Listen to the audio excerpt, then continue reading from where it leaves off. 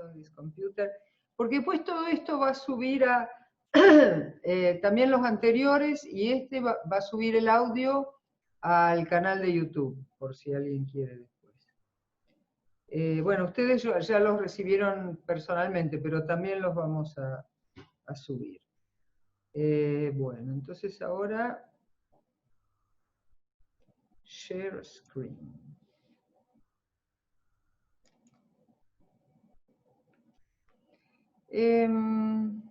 Pero antes de compartir, vamos a hacer, como siempre, una mini ronda.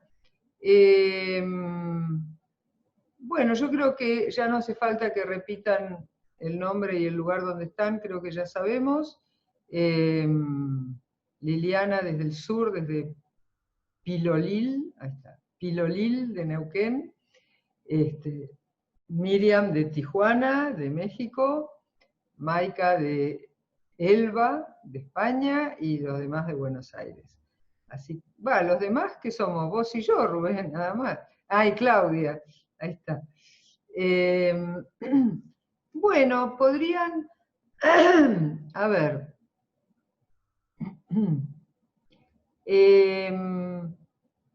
bueno, por ejemplo, podrían decir, cuando yo los nombro, en una frase, ¿qué fantasía les provoca esas dos palabras Cristo cósmico? No se preocupen por decir lo que es o correctamente, sino en la primera imagen, así, y que sea una frase nomás, para ir empezando. ¿Está? Entonces yo digo, Cristo cósmico, ¿qué se me aparece?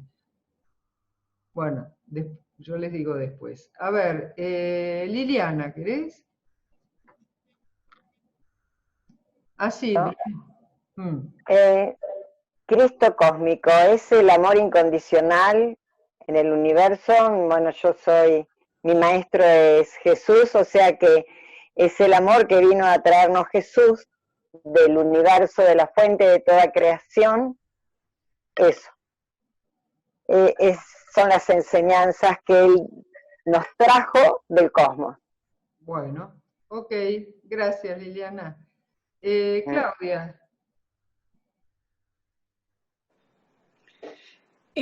Sí, me trae la sensación, bueno, es la unión con el cosmos. Ok, está bien, gracias. Maika, ¿qué decís? A mí me resuena que es la energía crística que podemos encarnar todos. Esa energía crística. Ok, gracias Maika. Miriam. Claro, yo los estoy mirando, pero ustedes no saben si yo los estoy mirando. Miriam, sí. Bueno, para mí, sentir el todo en ti, el todo en uno. Si no es en ti, es en cada cosa. Entonces, el todo en uno, pero sentirlo, asimilarlo, el todo en uno, para mí. Ok, gracias Miriam. Rubén. Mira, sin elaborarlo mucho, me pareció la imagen de una gran red que abarca todo el universo, ¿no? Como una gran red. Ok, gracias. Y bueno, yo cuando lo escuché por primera vez, que fue hace como 20 años, un poco lo que visualicé es lo que después puse o pedí que pongan en la ilustración, ¿no? Una especie de figura de Jesús, pero que es un poco las galaxias y las estrellas, ¿no? Una imagen, digamos. Bueno, gracias. Ahora vamos a, entonces, compartir. A ver si está bien. Sí. ¿Lo ven todos esa página? Están todos muteados. A ver, sí. Gracias, Rubén. Sí.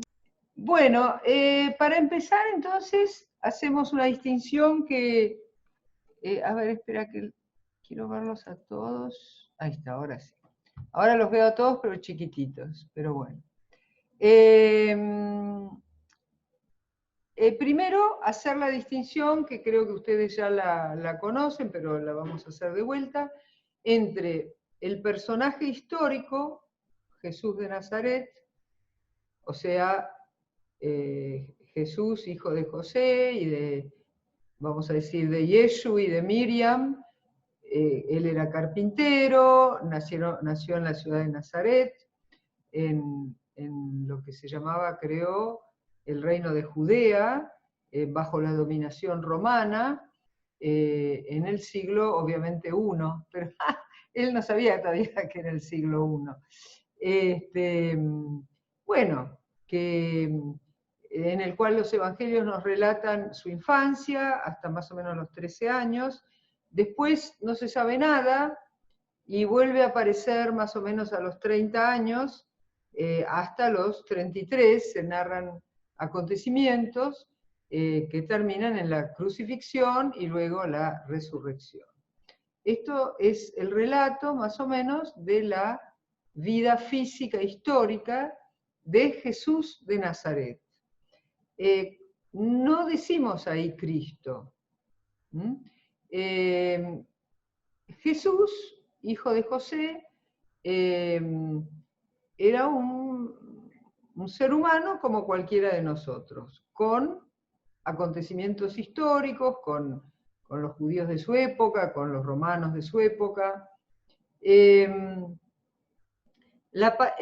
Jesús nunca se enteró, el Jesús histórico nunca se enteró que lo iban a llamar Jesucristo. La palabra Cristo, ya lo hemos dicho, pero esto lo repito porque hay que fijarlo bien, es una palabra griega que significa el ungido. Ungido quiere decir que te tiraron unas gotitas de aceite en la coronilla. Y eso significaba, el sumo sacerdote le tiraba unas gotitas de aceite, era una forma de decir que esa persona iba a ser rey. Eso era ungir. Siempre el ser rey tiene que ver con la coronilla, ¿vieron? La corona, los reyes que usan corona, las gotas en la coronilla,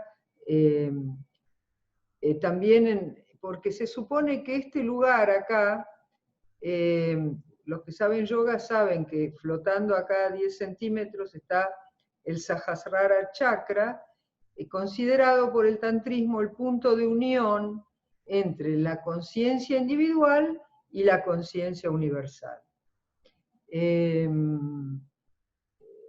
Digamos, ¿y por qué? Porque los reyes, en todas las tradiciones, extraían su autoridad directamente de Dios, o por lo menos así lo afirmaban. Porque algo le tenían que decir al pueblo para justificar que eran reyes, y no podían apoyarse en nada de esta tierra porque todo era criticable o cuestionable. Entonces todos los reyes de todas las tradiciones, de todos los países, invocan que son reyes por principio divino. E intuitivamente no es casual que entonces el atributo real esté acá, ¿no? Tampoco es casual que fuera el sumo sacerdote justo el que ungía al que iba a ser rey de Israel. Era una forma de decir que Dios estaba de acuerdo. Si ustedes han visto la coronación de la reina, ¿dónde se hace? En la iglesia esta de Canterbury, creo que es, con gran pompa, y es coronada por el arzobispo de Canterbury. O sea, siempre cuando es un rey, se liga a su poder, es por derecho divino. Bueno, los faraones también, ¿verdad? Decían que eran por derecho divino. Hasta que como a Luis XVI les cortan la cabeza y bueno, ya se cae la corona también. Bueno, volviendo a Jesús entonces, Hay mucha gente que se piensa que Cristo es el apellido de Jesús. No, no tiene nada que ver. Jesús nunca se enteró, además, de que iba a ser llamado Jesucristo. Ahora, lo interesante es que la palabra Cristo es la traducción griega de la palabra hebrea Mesías. La palabra hebrea Mesías también quiere decir el ungido. Y ¿por qué? El pueblo de Israel veía o imaginaba a su Mesías como un rey que iba a llevar al pueblo de Israel a la liberación, porque si estaba bajo la dominación romana lo iba a liberar y lo iba a llevar a la gloria, y aparte de eso iba a reinar la justicia, la bondad, el amor, etc. Ese fue el motivo. Como Jesús, por ahí le preguntaban, no sé si ustedes se acuerdan, los sacerdotes judíos le preguntaban, ¿pero vos sos el Mesías?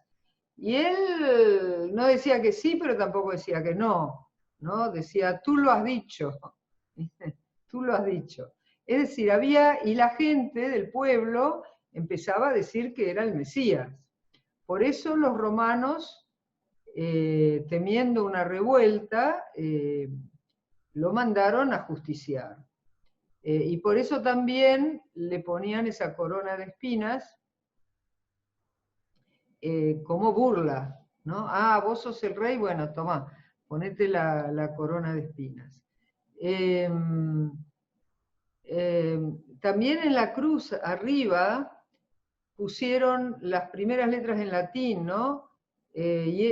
Jesucristo Rex Iudeu, o sea, rey de los judíos. Era también una lección para los judíos, ¿no? Que no se les ocurriera rebelarse contra la autoridad romana. Hubo castas, o sea, grupos sacerdotales que hicieron lobby con los romanos. No lo vamos a negar, porque los fariseos, sobre todo, que era un grupo sacerdotal, veía un peligro en Jesús, porque las religiones oficiales siempre ven peligro en los místicos. También en el cristianismo, los místicos cristianos en vida, la mayoría fueron perseguidos. Después los canonizaron, pero el místico suele ser vivido por la religión oficial como un peligro, porque tiene contacto directo con lo divino. Entonces, no se deja manipular, no acepta autoridades, sale de los reglamentos, ¿no? Bueno, entonces, esta es más o menos la historia del Jesús histórico. La gata no me deja tomar. Es para mí esto. Bueno, pero luego, esto de Jesús, la historia de Jesús, sobre todo con el tema de la resurrección, se superpuso a una idea previa que venía del estoicismo. O sea, la escuela filosófica griega helenística llamada estoicismo, estoicismo, no sé dónde lo puedo escribir. Bueno, pero ustedes saben escribir estoicismo. Que tuvo vigencia más o menos desde el siglo II antes de la era cristiana hasta III después de la era cristiana. A ver, que acá lo puse bien, un segundo. Desde el siglo IV antes de la era cristiana al siglo III después de la era cristiana. O sea, 7 siglos tuvo vigencia en Grecia y después en Roma. Ahora después vamos a ver qué decía y por qué se superpuso. es decir, los 4 evangelios, menos el de Juan al principio, relatan los 4 evangelios conocidos, ¿no? Marcos, Mateo, Juan y Lucas, relatan la vida del Jesús histórico, o sea, llena de milagros y de hechos sobresalientes, sobre todo la resurrección, pero cuentan la historia de una persona. Ahora, Pablo, a ver, nosotros tenemos en el Evangelio los 4 evangelios, y después está lo que se llaman las cartas de Pablo, que es otro texto. Las cartas de Pablo son anteriores a los 4 evangelios. Pablo escribió más o menos en el año 30 después de Cristo, o sea, prácticamente ahí, sobre los hechos, ¿verdad? O sea, cuando después de la crucifixión, ya prácticamente ahí Pablo escribió. ¿Quién era Pablo? Pablo era un judío muy helenizado, es decir, a diferencia de los apóstoles, que eran pescadores, eran gente común, ¿verdad? Gente sin educación, diríamos. Pablo era de una clase muy culta, judía, hablaba griego y estaba muy al tanto de las filosofías helenísticas. Se llama helenístico al periodo griego tardío, es decir, el que les dije, del siglo IV a.C. al siglo III después de Cristo. Antes que eso tenemos los siglos 5 y 6 a.C., que es la cultura griega tradicional. Si algo no se entiende, avísenme. Pablo, su nombre judío era Simón.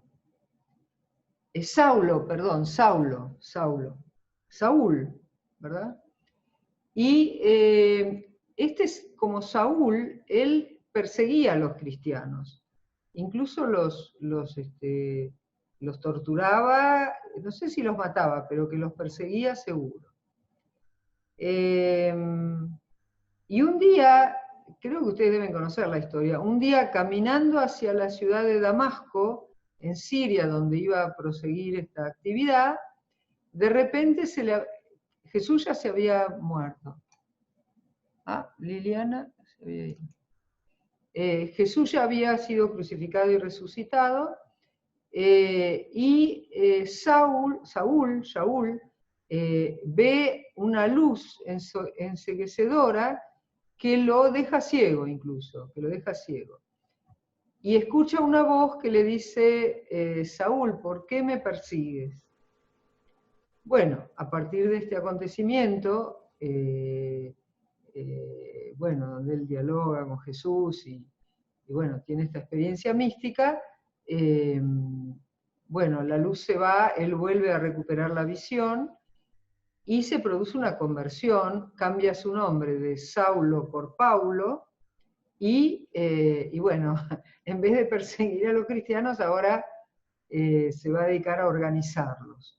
Va a empezar a viajar por los distintos pueblos de Asia, dando sermones y escribiendo cartas, donde empezó a exponer, ahora sí, la teoría del Cristo cósmico, aunque no la llamaba con ese nombre, la llamaba nomás la teoría del Cristo, de Jesucristo.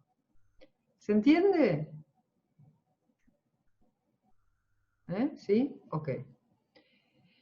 Es decir, que la teoría del Cristo cósmico la vamos a ver aparecer en las cartas paulinas, y un poquito en el primer capítulo del Evangelio de Juan.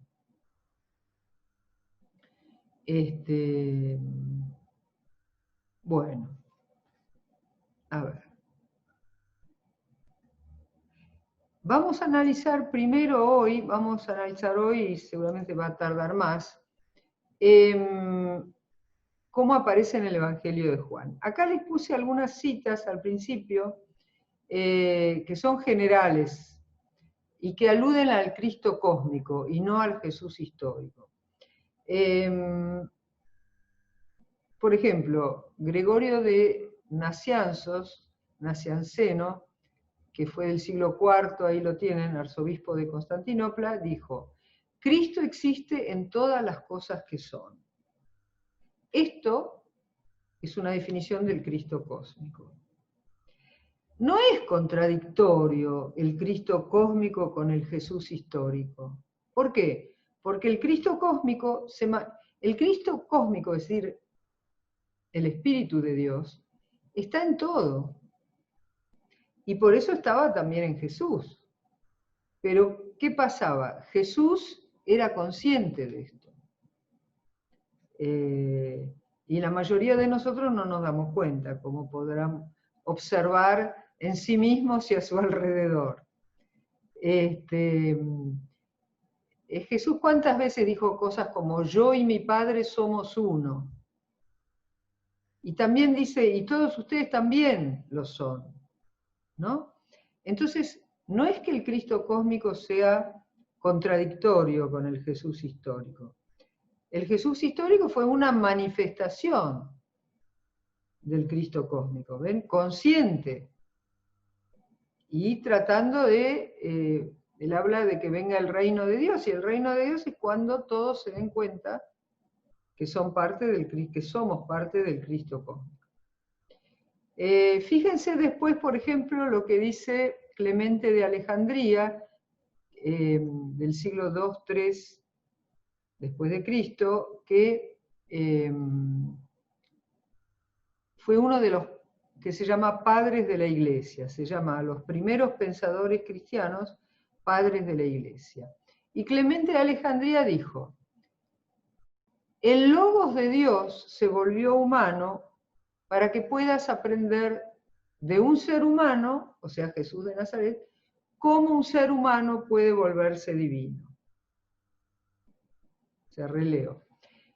El Logos de Dios se volvió humano, o sea, se volvió Jesús, para que puedas aprender de un ser humano cómo un ser humano puede volverse divino. Es decir, que ustedes ya ven acá en un padre de la Iglesia la idea de que todos somos el Cristo cósmico, ¿ven? Esto después va a ser perseguido por la Iglesia, no va a ser admitido. En el catolicismo, como en todas partes, o en la Iglesia cristiana, hay distintas posturas. Una de ellas es pensar que Jesús es divino, pero nosotros no. Es la misma postura que dice, bueno, Dios está allá, lejos, y nosotros estamos acá. Y Dios nos dijo lo que tenemos que hacer, y nosotros lo tenemos que hacer, porque si no, nos va a castigar. O si no, nos va a recompensar si hacemos lo que dijo que hagamos. En cambio, acá hay una concepción de que Dios está en todos nosotros. Ahora, fíjense que aparece la palabra logos. Esa palabra, logos, la dejé tal cual porque, fíjense un poquito más abajo, los 3 primeros versículos del Evangelio de Juan, lo tienen acá, dice, al principio existía el logos, y el logos estaba con Dios, y el logos era Dios. Al principio estaba con Dios. A través de Él todas las cosas vinieron a la existencia y ni una cosa tiene su ser si no es a través de Él. Bueno. La palabra logos aparece solo en el Evangelio de Juan. Digamos de los 4 evangelios, ¿no? La palabra logos es una palabra griega. En su significado primigenio quiere decir simplemente palabra. Palabra. Después, en la evolución del pensamiento griego, pasó a querer decir conjunto de palabras. De allí, discurso, ¿no? Y luego pasó a querer decir el pensamiento, el contenido de ese discurso, o sea, el pensamiento que está expresado en ese discurso. Y de ahí pasó a querer decir razón, ¿no? Pensamiento, razón, de ahí nuestra palabra lógica. ¿Ven más o menos la evolución? ¿Se entiende? Díganme si voy demasiado rápido, porque si no hay, si nadie se opone, yo sigo. Después hablen ahora o callen para siempre. Bueno, entonces, esta palabrita logos tiene su historia. Y el hecho de que la use Juan nos hace pensar que probablemente Juan era estoico o estaba en contacto con estoicos. Antes que los estoicos, la palabra logos aparece, acá lo tienen en la nota, en el siglo VI a.C. en el pensador griego Heráclito. En el siglo VI a.C. tenemos dos grandes pensadores griegos opuestos. Parménides de un lado, Heráclito del otro. De Parménides tenemos un poema completo. De Heráclito tenemos apenas algunas frasecitas. Se le decía incluso Heráclito el Oscuro, así que váyanse preparando. Parménides es el que decía que el ser, la realidad fundante, es algo que no cambia. En cambio, Heráclito decía que todo cambia. Yo creo que ustedes habrán escuchado esa frase que decía, no nos bañamos dos veces en el mismo río. No sé si la escucharon. Esa frase es de Heráclito. Claro, porque el río en realidad parece el mismo, pero no es el mismo. Fluye el agua, ¿no? Que luego nuestro gran Borges le agregó. Y nosotros tampoco somos los mismos. O sea, el río no es el mismo y nosotros no somos los mismos. Eduardo, ¿qué pasa con Eduardo? No me permitió. ¿Cómo? Pero ¿cómo entrada por falta de Perdón, chicos. Ana, me pasó lo mismo el otro día, ¿Qué te pasó? que no pudieron entrar varios en la reunión. Entonces hay que salir, me dijeron, no sé por dónde están entrando ahí, y marcar el... Sí, bueno, está marcando el link que vos mandaste. Yo se lo mandé por mail. Sí, ¿y entró en la computadora o en el teléfono con ese link? Ahora le escucho bárbaro en on demand. No. No. Bueno. A ver. Espera. ¿Dónde está, Caro? Un segundo, ¿eh? No entiendo. A ver. Enviados.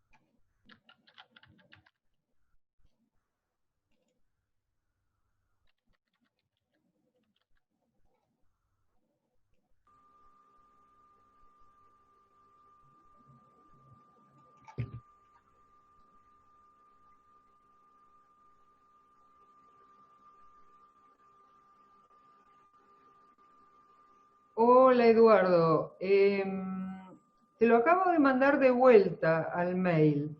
Lo que podemos hacer A ver, yo puedo dejar este audio abierto, no, pero no me escuchás así. Tampoco. Ah, ya sé, te llamo por teléfono y lo dejo abierto.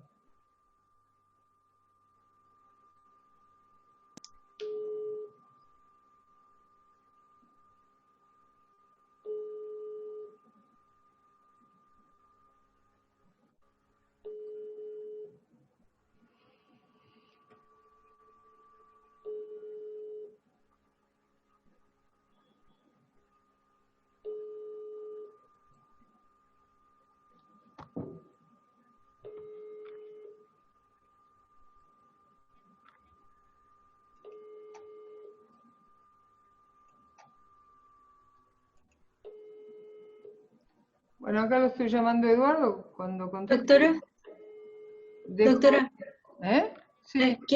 si quiere, le puedo enviar a Eduardo el link bueno, puedo intentar Bueno, por Zoom. probá. Sí. Probá. ¿Vos tenés el mail de Jorge Rojas también? No, ¿no? Tengo el WhatsApp. No, por ahí, bueno, no sé, ¿se lo sabés mandar al WhatsApp? Yo no sé. Ajá, voy a intentar Bueno, mandárselos por dale. WhatsApp. Si no te digo, espera, te digo cuál es el mail de Jorge Rojas. Bueno, mandale a Eduardo mientras y...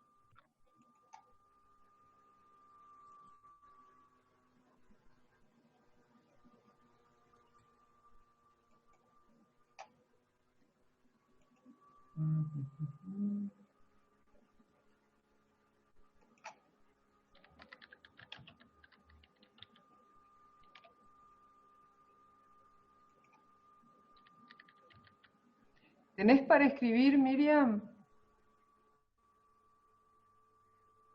¿Querés tomar nota del mail de Jorge? Sí, adelante. Jorge.rojas @ I de Irene, S de Susana, G de gato. .com.co. Ok, Bueno. ok, intenta.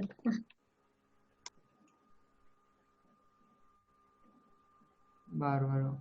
Ah, bueno, ¿y yo dónde estoy?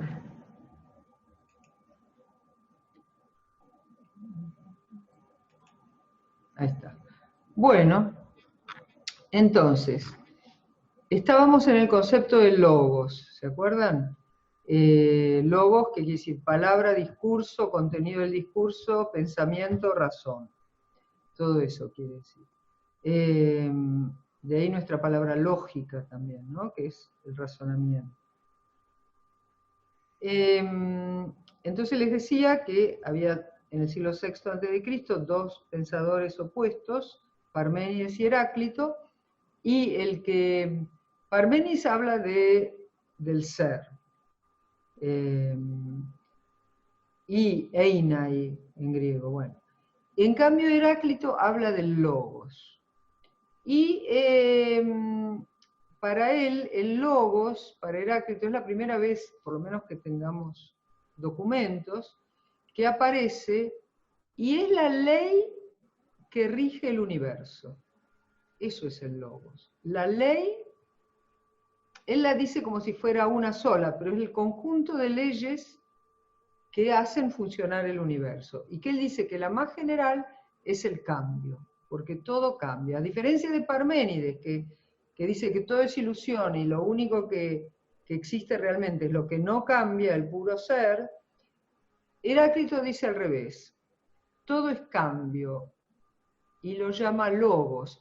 El logos también se podría equiparar con el concepto sánscrito de dharma, D-H-A-R-M-A. Dharma es la ley también, es la ley que hace funcionar el cosmos y a los seres humanos, ¿no? Por eso se dice que Buda empujó a hacer girar la ley del Dharma. Bueno, esto es aparte, ¿no? Por supuesto, es otra. Lo digo porque sé que hay gente que le interesa. Pero bueno, entonces, el logos es el cambio. Y Por ejemplo, Heráclito no solo dijo, no nos podemos bañar 2 veces en el mismo río, sino que también dijo, el universo, el mundo, es un fuego que con medida se enciende y con medida se apaga. O sea, el logos, la ley del mundo, sería como un fuego, porque el fuego cambia todo, ¿vieron? Todo lo que pasa por el fuego cambia. Entonces es un fuego que se enciende y después se apaga. Claro que como no nos quedó la totalidad de los fragmentos de él, muchos lo relacionan con eso del hinduismo, de las días y noches de Brahman, ¿no? Que primero el universo se expande y después se achica. Bueno, y acá les puse otra frase de Heráclito que va más a lo que a nosotros nos interesa, que dice, ahí la tienen en una nota al costado, ¿no? No a mí, sino habiendo escuchado al Logos, es sabio decir junto a él que todo es uno. ¿Lo ven? ¿Eh? ¿La ven la nota? Ah, vos, Liliana, querías hablar. Yo digo, ¿por qué me estás hablando? Soy genial. No, para nada. Es Maika que dice que está diciendo que se retira porque está muy agotada. No te escucho. Te escucho entrecortado. A ver otra vez. Lee el chat, Ana. ¿Las demás la escuchan, chicos? Sí, en el chat. ¿Qué dijo? Es Maika. Escribió algo. Que se disculpa porque ya es tarde. Acá. Otra vez, por favor, era el parlante. Otra vez. En el chat escribió a Maika. Doctora, en el chat. Eso si yo lo encontrara. Acá abajo, acá abajo. Abajo, Ajá. Hablado al del lado share. de las personitas tenés un mensajito, ahí está el chat. Mirá. Yo lo tengo En su arriba. pantalla abajo. No, porque cuando estoy compartiendo en pantalla los veo a ustedes acá chiquititos. Y no ¿Dónde veo dice? el chat. Perdón, ténganme un poquito de paciencia, voy a buscar el chat. A ver si Bueno, te cuento lo que dice mejor, es lo mismo. Bueno, contame que ahora escucho bien. Chat, Dice Maika, chat. dice Maika para todos. Disculpadme, escucho grabado, me gusta mucho, pero me caigo de sueño. Abrazo a todos. Sí, Gracias. perfecto, pero claro, a la 1 de la mañana. Sí, Maika, con todo gusto, después les mando la grabación o va a estar en el canal de YouTube. Chao. Bueno, ¿dónde aparece? Lo voy a dejar el chat abierto, no, acá. Disculpen, ahora a ver si acá, cuando voy, en mi caso, como estoy compartiendo, voy arriba y voy un poquito, y donde dice more, los 3 puntitos, ahí aparece el chat. Bueno, entonces, decíamos que la primera aparición que tenemos constancia de esa palabra logos que aparece en el Evangelio de Juan, y que está muy relacionado después con el tema del Cristo cósmico, dice, no a mí, sino habiendo escuchado al Logos, es sabio decir junto a él que todo es uno. Bueno, lo que no les conté es, bueno, perdón, vamos por parte. Entonces, eso sería el Logos según Heráclito. En la segunda etapa que aparece el concepto de Logos es en el estoicismo, ¿no? Y los estoicos, bueno, ustedes seguro los escucharon nombrar, eran personas que enfatizaban mucho el autocontrol, ¿no? Ser estoico. El estoico, también parecido al desapego de la India, el estoico lo que quería era no alegrarse con las cosas buenas que le pasaban, ni deprimirse o ponerse triste con las cosas malas. Ese era el estoicismo. En la India lo llaman desapego, acá lo llamaban autocontrol. El ideal estoico era el que no le afectaba nada, ni lo bueno ni lo malo. Esto es muy general para que tengan idea de lo que son los estoicos. Y también decían que no había que poseer bienes materiales. Ahora, los estoicos, bueno, para que se rían un poco, Séneca era estoico, que fue el maestro de Nerón, y después Nerón lo mandó matar. O sea, bueno, entonces ellos hablan del logos. ¿Y qué es el logos? Es el mismo concepto de Heráclito, es la ley que rige el cambio de todas las cosas, pero que a su vez garantiza la unidad de todas las cosas, porque esos cambios están todos imbricados entre sí y dan la interrelación profunda del universo, la armonía profunda del universo, y que todas las cosas están intercomunicadas. ¿Ven?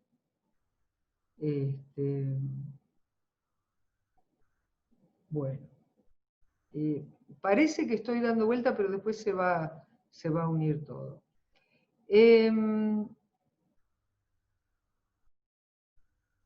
Vamos a dejar las citas previas y vamos a pasar. Es decir, recién acabamos de ver, estamos siempre en los 3 primeros versículos de Juan, tratando de escular, con perdón de la palabra, por qué está ahí la palabra logos. Entonces, una vertiente es la vertiente griega, helenística, que era la cosa... Ah, Pérez, bien. Llegó Eduardo. Entonces, una vertiente era la vertiente griega, que era de la clase culta del reino de Judea de aquella época, a la cual Juan seguramente tuvo acceso, que veíamos que Saúl, que luego es Pablo, también tiene acceso, y que va a construir toda esta doctrina del Cristo cósmico. Hola Eduardo. Hola doctora, gusto en saludarla. Vos sabés que parece ser que cuando yo te mando el link no lo recibís, pero ahora te lo mandó Miriam, el mismo, y lo recibiste, ¿verdad? Afortunado soy, doctora, afortunado soy.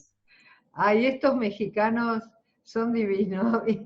Así como los argentinos somos secos como un clavo seco. Ok.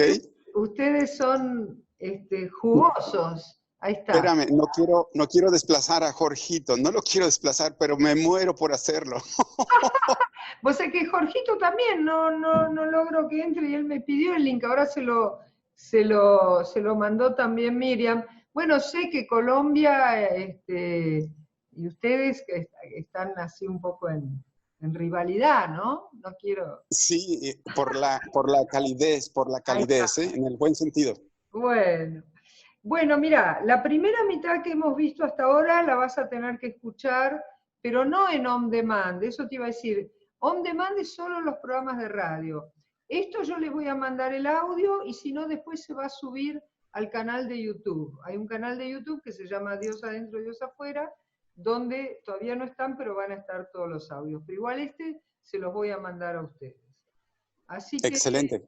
Bueno, estamos analizando los 3 primeros versículos del Evangelio de Juan, que los ves vos, estamos ahí compartiendo pantalla, y estamos viendo de dónde viene ese concepto de logos, porque Juan dice, en su primer versículo, al principio existía el logos, y el logos estaba con Dios, y el logos era Dios.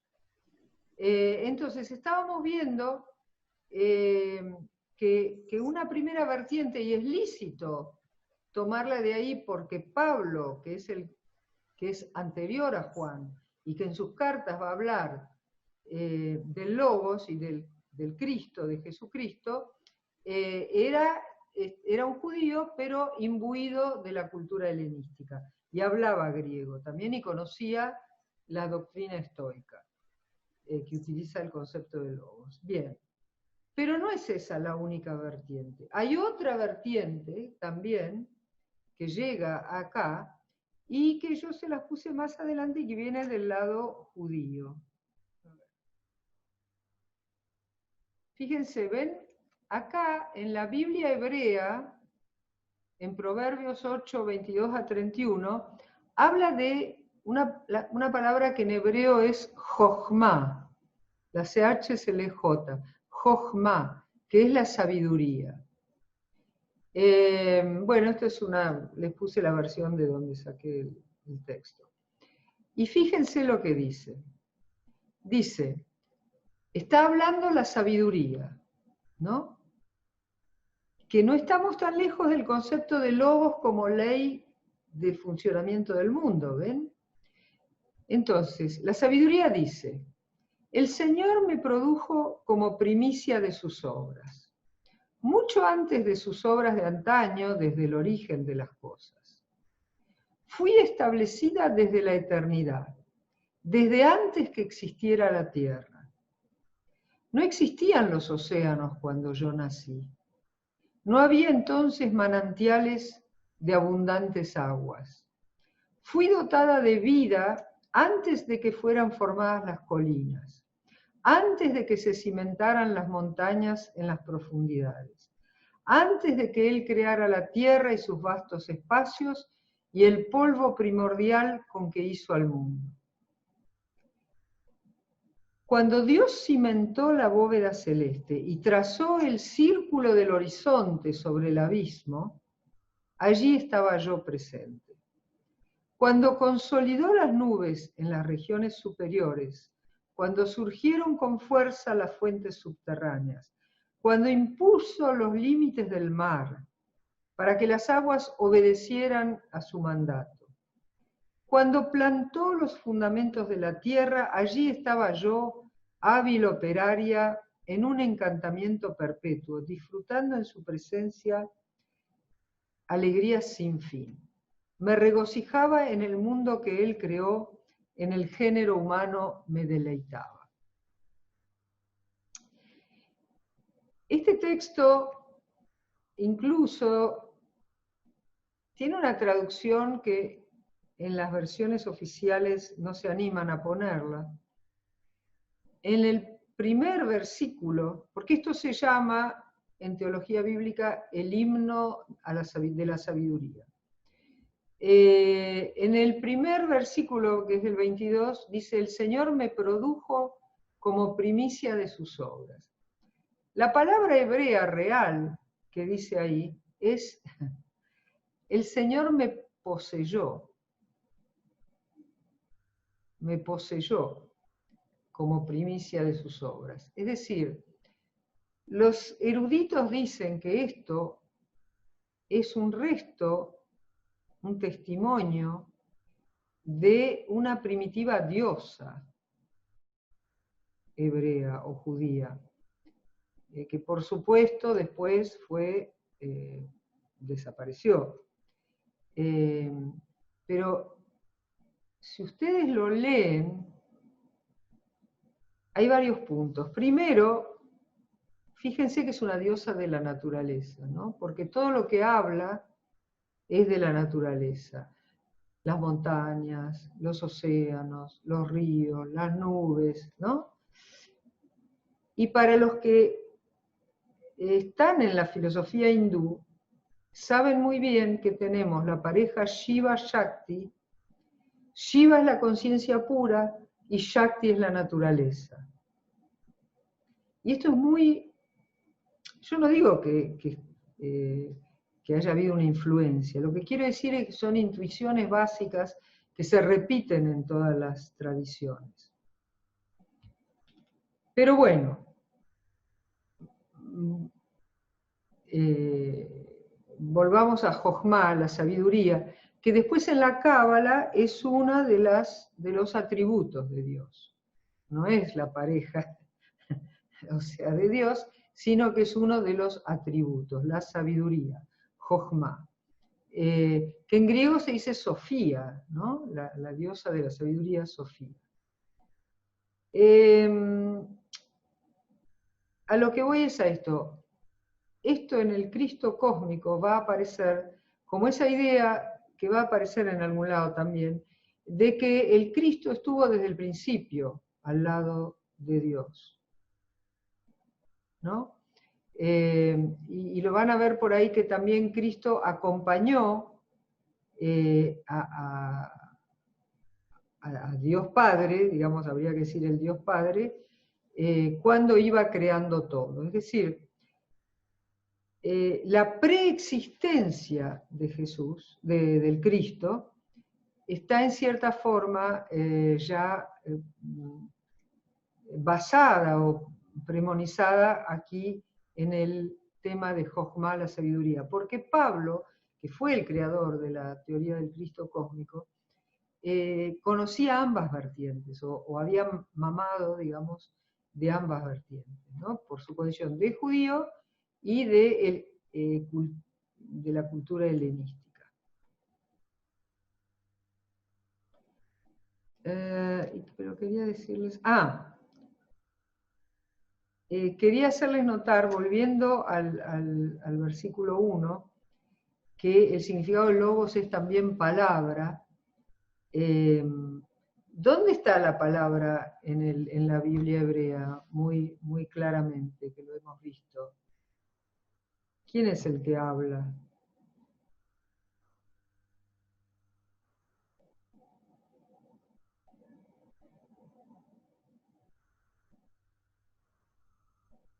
¿Quién es el que crea mediante la palabra?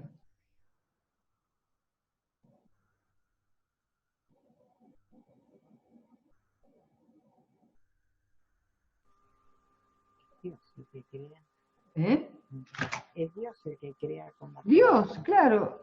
Ahora no me funcionan los parlantes. Claro, en Génesis, Elohim, ahí se llama Elohim, habla, ¿no? Habla y crea mediante la palabra, ¿no? Y Dios dijo, haya luz, y hubo luz. Y Dios dijo tal cosa, o sea, y lo que él iba diciendo, iba apareciendo. Por eso la palabra logos, en su primera acepción de palabra, también tiene este peso acá, ¿no? Al principio existía la palabra. Bueno, algunas traducciones dicen así, ¿vieron? Al principio existía la palabra, y la palabra estaba con Dios, y la palabra era Dios. Al principio estaba con Dios, a través de ella, de la palabra, todas las cosas vinieron a la existencia, y ni una cosa tiene su ser si no es a través de ella, la palabra. Pero la palabra de Dios tiene en este himno que vieron de la sabiduría, empieza a tener como una entidad propia, ¿no? Es como una especie de diosa que está ahí, ayudándolo a Dios. Después, no, por el monoteísmo judío, esto se oculta, pero al que le interesa el tema, hay varios lugares del Antiguo Testamento donde los estudiosos pescan que aluden a una diosa, que había una diosa hebrea, que luego se camufló para que sea un monoteísmo exacto. Empezando por la palabra Elohim. La palabra Elohim que aparece en el Génesis, o que aparece, hay una muy clara, hay una del Génesis que Elohim dice, hagamos al ser humano, hagamos, ¿se acuerdan? Está en plural, hagamos, ¿con quién está hablando? Hagamos al ser humano a nuestra imagen y semejanza, en uno de los relatos bíblicos, porque hay dos relatos bíblicos de la creación, en uno Elohim dice, hagamos al ser humano a nuestra imagen y semejanza, macho y hembra los creó. ¿Más claro? ¿Viste? También en el versículo 1 dice, el espíritu de Elohim vagaba sobre las aguas, pero Elohim es plural y en todas las traducciones aparece como singular. El singular de Elohim es él, de donde viene el árabe también Alá, ¿no? El nombre de Dios Alá.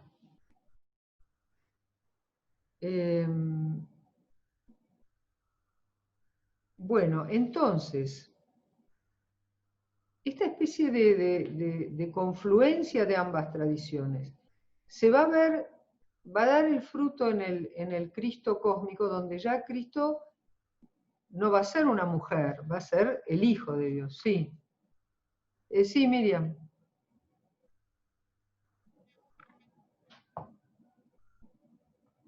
Ah, Miriam, ¿se fue o quería hablar? ¿Se fue? Mirá que vea el chat.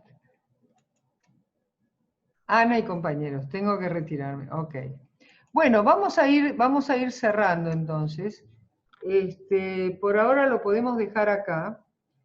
Es decir, hemos visto los 3 primeros versículos de Juan. Capaz que en las 3 reuniones solo vamos a ver a Juan, pero vale la pena detenerse, porque esto es tan rico y nos abre tanto la concepción de dónde viene.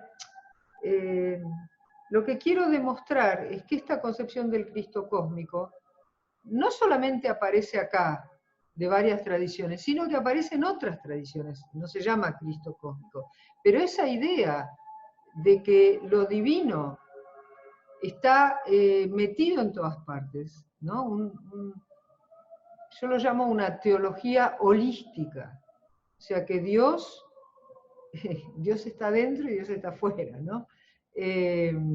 No la idea de que Dios está lejos del mundo, como que Dios hizo el mundo y se apartó. Bueno, entonces, quedamos ahí, solamente leo estas citas previas que le puse como para ir entrando en tema. La de Clemente Alejandría la leímos, la de Juan Damasceno, o sea, Juan de Damasco, este fue un teólogo del siglo VIII, dice: no adoro la materia, adoro al Dios de la materia, que se hizo materia para mi bienestar. O sea, Jesús, ¿no? Pero se puede entender en más amplio, o sea, Dios se hizo materia, se hizo el mundo material. Entonces, se hizo materia para mi bienestar. Y se dignó habitar la materia. Y quien elaboró mi salvación a través de la materia. Ahí es Jesús. No dejaré de honrar esta materia que trabaja para mi salvación. Bueno, en realidad si no leemos Jesús, casi parece un texto tántrico, ¿no? Que utiliza la materia para acercarse a lo divino. Y Nicolás de Cusa: la divinidad es la envoltura y el despliegue de todo lo que es. La divinidad está en todas las cosas, de tal modo que todas las cosas están en la divinidad. Es siempre la misma concepción cósmica de Dios. Y que yo, digamos, trato de difundirla porque es mi idea que es el Dios del futuro. O sea, el Dios de la futura humanidad, si es que no nos aniquilamos primero, va a tener que ser una religión así, una religión de un Dios universal, de un Dios cósmico, de un Dios que está en la naturaleza, pero que además es más que la naturaleza. O sea, en esta etapa de la globalización vamos a tener que globalizar a Dios también, porque ya esos dioses mezquinos que se pelean unos con otros, yo creo que ya la gente no lo va a admitir, y eso es lo que en el judaísmo se llama la era mesiánica. O sea, va a llegar la era mesiánica, o sea, en vez de llamarlo Cristo cósmico, ellos lo llaman la era mesiánica, que va a ser cuando todos y todas puedan ver la presencia divina en el universo. Y bueno, que también lo decía Teilhard de Chardin, ¿no? Ahí es a donde nos dirigimos. Y esa es me parece el objetivo digno de trabajar para eso. Pero claro, no vamos a trabajar como hacían antes, ¿viste? Metiéndole la religión a martillazos, no. Bueno, Richard Rohr, que es un teólogo franciscano actual, dice: Dios ama las cosas convirtiéndose en ellas. Esa frase me parece genial. Dios ama las cosas convirtiéndose en ellas. Y Jesús mismo en Juan capítulo 17, 21 dice: para que todos sean uno, como tú, oh Padre, en mí, y yo soy en ti, o sea, el yo soy, ¿no? Y yo soy en ti, que también ellos, los demás, sean uno en nosotros. Sean uno en nosotros. O sea, es la multiplicidad que es una unidad. La unidad de lo múltiple. Cosa que la razón no entiende en general. Porque si es uno, y si son muchos, pero bueno, en esto del Cristo cósmico hablamos de la unidad en la multiplicidad. Bueno, se quedaron mudos. ¿Hay algún comentario o pregunta?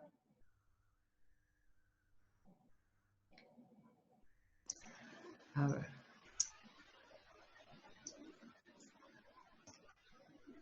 Es que es fascinante, yo me entusiasmo, la verdad. Bueno.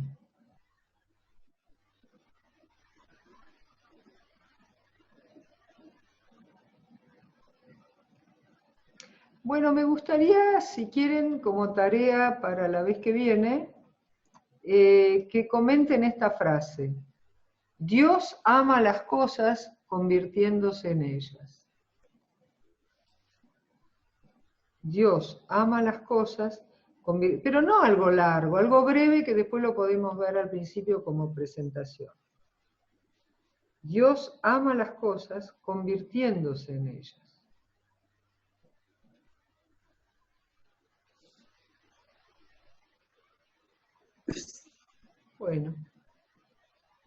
Bueno, Eduardo, no sé qué pasa con tu link. ¿Por qué Ya quiero hacer mi tarea.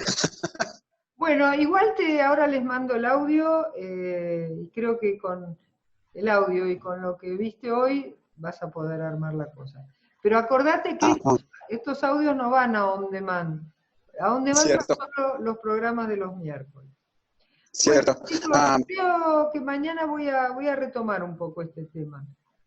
Perfecto. Bueno, sí, lo voy a retomar, así que también ahí sí, si lo querés escuchar o si no, si lo escuchás en on demand. Bueno, vieron que las religiones tienen un aspecto exotérico para la mayoría de la gente, y tienen un aspecto, un aspecto exotérico para afuera y un aspecto esotérico para adentro. Esto que estamos viendo del Cristo cósmico es más esotérico porque es difícil de entender, digamos. Y hay mucha gente que tampoco le interesa una cosa tan complicada, prefieren tener el Jesús histórico, adorarlo, que también está bien, ¿no? O sea, ninguna fe es superior a otra, mientras me permita la unión con lo divino. Pero les quiero decir que las religiones suelen tener un mensaje fácil y un mensaje más profundo, ¿no? Bueno, chicos y chicas, una felicidad que haya podido hablar para ustedes. Espero las tareas, entonces, para escucharlos a ustedes. Bueno, un beso gigante y que descansen. Igual, doctora, gracias por su atención. Chao, chicos. Saludos a todos. Okay. Saludos a todos, Rubén. Chao, chao. Chao. Chao. A ver, ¿cómo me voy de acá? Acá. Bueno, ustedes váyanse, pues yo no sé cómo irme. A ver, chat, bla, bla, bla, bla, end. Tómalo con calma, doctora. Gracias. Doctora, a propósito, acá tenemos en nuestro vocabulario el ojalá como una palabra sublime, deseando lo mejor, que se realice lo que estamos deseando. Ojalá. Ojalá, ojalá. Y vos sabés que la palabra ojalá es de origen árabe. Alá es el nombre de Dios, y ojalá, y viene de no sé bien qué frase en árabe, que era eso, ¿no? Que Dios, que sea la voluntad de Dios. Ahí está. Así que... Efectivamente. Ojalá, porque hay mucho sufrimiento en la humanidad, ¿viste? Sí, sufrimiento al Pepe, o sea, inútil. Sí, lo estamos viendo. Así que bueno, me alegro que hayas podido llegar al final. Ok. Claro, claro. Y por ahí le comparto un video a ver si me da su opinión. Sí. Ok, entonces, mucho gusto nuevamente haberla rescatado. Pensé que querías decir otra cosa. Bueno, ok. Bárbaro, Eduardo. Un beso gigante. Seguro. Cuídense, cuídense. Chao, chao. Y vos también. Chao.